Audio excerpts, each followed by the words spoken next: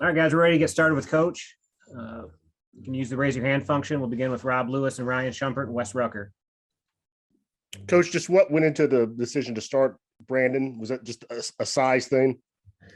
Well, we had thought a lot of different, the last couple of days, we really had put a lot of thought in it. To be quite honest with you, Josiah and Santi, those guys who coach, and they told Brandon, hey, we're going to tell Coach to start you. You've been wanting a chance to play, and we're going to put you out there, but you got to play for us and come out and do it. And I thought he really got himself ready to play early, and it allowed us to keep with a 7-2 post guys at one. Like we started out with Urosh experience with Brandon, learning what it's about. And then we were able to go with Folke and Jonas, who the last 10 days seems like he's starting to understand more what it's about. And I thought both of them did great jobs for being in a game this time of year with what's on the line here, playing against a front line like Mississippi State has. But it was a great team win. But I like the fact that those guys, because we had talked about matchups, obviously concerned about early foul trouble, but that's what I like about this group. Now they're starting to take ownership. It's their team. And when they start talking and making suggestions like that, it gives you a really nice feeling as a coaching staff. How pleased were you with the rebounding, though? We lose that deficit by 2 without Olivier against a good front court, having to run a lot of that zone in the second half. Well, we knew they were going to pound it inside, and, we fouled way too much early, but you got to give them credit for that. They put such intense pressure on you inside, and we knew that with those shots in there, they get it on the glass. It was going to be a high-level physical game around the rim. And first half, we did okay. And obviously, at the end, when we went in zone, our biggest concern was, could we rebound out of it? And for the most part, the zone was good because at least it took time off the clock and it didn't allow them to score at the free throw line like they were throughout the game. But again, they're a hard team. I mean, they pound that ball inside that 10-foot area and go get it. But overall, again, I thought our guys really, really battled, especially the last 4 minutes trying to come up with those loose ball rebounds. Rick, I know injuries are part of the game, but when big ones happen, they can sort of shock, even people who've been around the game for a long time. And, after just a couple of days after you learn about Olivier, then you see Kennedy kind of go down there clutching his leg. What's going through your mind at that moment? You know what? Well, they yelled cramp right away, so we knew it was cramp. I mean, that's what they said because we were waiting to see whether, because the rule is if Chad goes out there, you got to take him out of the game, and we were waiting to see if it, went away, and obviously it didn't. But you know what? We had Olivier. We FaceTimed him as soon as he went in. Olivier has talked to these guys. He talked to Brandon, I know, before the game, and he talked to Jonas before the game and told him, hey, you wanted an opportunity. It's here. Now let's see what you're going to do with it. That's the kind of team that we have, and that's kind of what I was alluding to earlier. These guys, they're playing for each other at a high degree, and we're not going to be perfect, but yet we've been able to fight through a lot. We've gone through a lot this year. We've had to fight through some adversity, but every time a player, whether like Josiah was really devastated that he didn't make the shot at Texas, but the way his teammates picked him up and said, hey, we believe in you, he would tell you it's a huge thing. O would tell you the same thing. They've all had tough times, but we are a team now that they're locked into where they're really helping each other through the tough times. David Pascal, Grant Ramey, and Mike Wilson. Rick, when you think about, I know you've had some lulls in games this year offensively, and there was a little one in the first half there that y'all had snapped out by late in the half. What do you think y'all are doing better to avoid those long scoring droughts that kind of seem to plague y'all earlier in the season? Ball movement, player movement, better passes. And the lull started with 3 not so good shots. Zakai took a tough 3. Brandon threw up a left-handed shot. Kennedy shot an air ball that's what we did early in the year. I thought tonight when they made and again, we knew they were going to make a run. I mean, we weren't thinking we're just going to keep playing it at that. Even though we like to, I thought that because we got off to a good start shooting the ball, we kind of lulled ourselves into thinking it was going to be that easy, and it wasn't. So we came out 3 straight possessions, and I think they went on an 8-2 run during that point in time. But when we're moving the ball, playing with speed, getting it down the floor, start of the second half. That's why I took Kennedy out earlier. I didn't think he was pushing the ball the way we want to get it down there. And we want to get into action quick. We want to get into movement. We talk about our flow game, and when we get the ball moving and guys are able to catch the ball facing the basket as opposed to trying to drive. And again, we did over dribble too much during that period when we bogged down, and that is normally the case. But the fact is, we've gotten more consistent and not standing those lulls very, very long. We just want to get a good shot at it every time.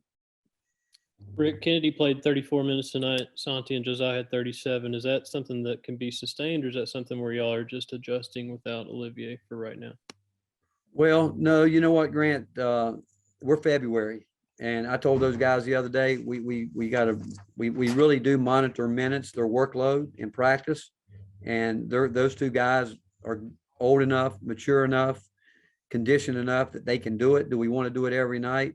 We don't, but that's why we going forward, we're going to need more and more out of Brandon, out of Jonas, out of Folke, out of Urosh, and whether it's Justin, BJ, like we really thought tonight that we would have gotten Jemiah in the game, but the way it worked out at that point in time, Z being in foul trouble hurt us. That's going in was a big part of our thought on who was going to start. We didn't want any of our guards to pick up early fouls, but if there's guys that can log those minutes, it's those guys.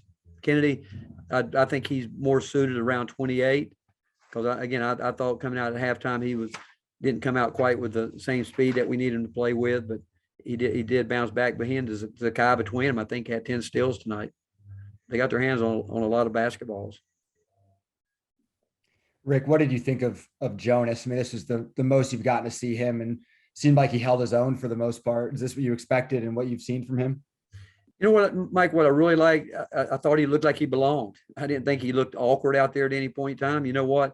When we go zone, there's no doubt he gives us something that we don't have and we will have with him out there is a rim protector. They got one off early in the game that I was actually surprised, to be quite honest with you, that he got it up. He blocked that one into the rim. They called him for a goaltend, which it was a goaltend, but he does give us the rim protector. That little jump shot he shoots, I'm glad he shot it because he can make that shot at a high percentage. I thought Brandon held his own too. Brandon's got to get to the rim, and with his body, he's got to get into people and want to get himself to the foul line. But I thought overall he was in there mostly against some older guys that know how to use their bodies but the more of those guys playing, we're going to need them. I mean, this is it. We're in it now. We're in the middle of it, and we're going to need them all. And I think everyone responded. Finish up with Karthik, Ben, and Rob. Hey, Coach. I know y'all have won 6 straight SEC games now. I know that Texas game was somewhere in the middle of there, but do you feel like there's something that's starting to click different for this team? Recently.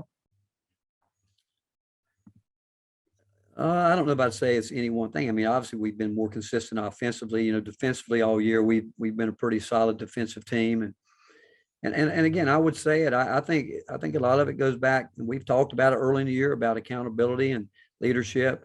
We've got a team of guys now. I mean, I like watching them coach each other. It's been fun watching that, and that's a big part of it. I like the fact that they're talking. They come to the huddle. They're talking about what they see going on out there. We didn't have any of that early in the year. I thought early in the year, as the season starts with so many new guys, I think players are so wrapped up in wanting to play, and everybody thinks they're going to play. Just that's what they think. Then the season starts off, and it doesn't work for everybody. Then you have to go through a period where you're trying to keep everybody engaged. People aren't totally bought into the whole team concept. There is no doubt we got a group of guys right now that have bought into this team and each other, and they are playing hard for each other. They're coaching each other. I think they're taking coaching from each other, and it took us to this point in the season to get to it. Which with a group of young guys, I'm not surprised. I'm really not. But the fact is, like I said, it's been fun watching those guys handle each other. Rick, does Jonas remind you of Kyle Alexander? And just how beneficiary has it been that he can kind of sit and watch to this point in the year, whereas Kyle maybe didn't have that benefit? Well, Kyle didn't have that, I mean, Kyle did look like a baby giraffe starting, but he was out there giving it everything he had. I mean, Jonas, Kyle came in, with the idea of, he was going to go to Texas with us and we were going to redshirt him, but he came in, we said, the roles changed. Now you're going to have to play. And he went some major growing pains, but you see what player he's become. And Jonas came in and it was all new to him, where Kyle didn't have a choice. We threw him, Kyle had to go. Jonas missed quite a bit of the preseason with some injuries when he was out. He's learned how to work hard. I think he's benefited from watching some guys on this team, older guys, the veterans work at it. He's learned from that. Like we were talking today, I was actually watching shoot around today, and it was really neat watching the older guys come in before we actually started shoot around. Their approach, where you could tell everything they did mattered, where the young guys still come in like, okay, we're waiting for shoot around to start. And that's part of the growing process where Jonas now understands if he does want to play, which he figured it out about, I'm going to say 2 weeks ago, somewhere in there, if he want to play, he better take everything serious in practice from the time he walks out there. He's done that. I think being on the scout team has helped all the freshmen. We put Brandon on it this week because we felt it would help him. I think it helped him. I think it's helped Jonas. I know it's helped it's helped all of them because it gives them a chance to have to learn a lot of stuff on the go, plus our stuff. So they've got to go back and forth between the scout team and this. So all that I think has gone into helping all those guys understand that what we expect is a lot, but if they want to play, they're going to have to do it. Coach, 4 minutes and 20 seconds left, 61-61, and then you guys close out 11-2. How proud are you of your guys for doing that and also doing it with two freshmen on the floor as your primary ball handlers? Well, again, that's the team that we've kind of sort of have done it with most of the time, Rob. And I do think that, we knew they'd get up there. And, when they're pressing like that, when you've got 3 fouls to give, it's just very hard with two smaller guards because, what we wanted them to do was get it and go with, but we kept telling Folky, they're not guarding you. Just go get the ball. Just go get the ball, and they did a good job in, forcing us down there in the corners. We did have the jump ball in our favor, but we weren't, again, when you've got 3 fouls to give like they did, they can go all out. And it's hard because we've got to stop and they can run through passes. They can run out of bounds. We can't, but the fact that we closed it out, Sakai's free throws were big. He didn't, I don't know how many minutes he played in the second half, but he sat for quite a while. And I think that he came back and responded extremely well, but those were, again, those big minutes for those guys. But we've played enough basketball now. They've been in enough games right now, Rob. We ought to be able to handle it. All right. Thank you, guys. All right. Thank you, guys.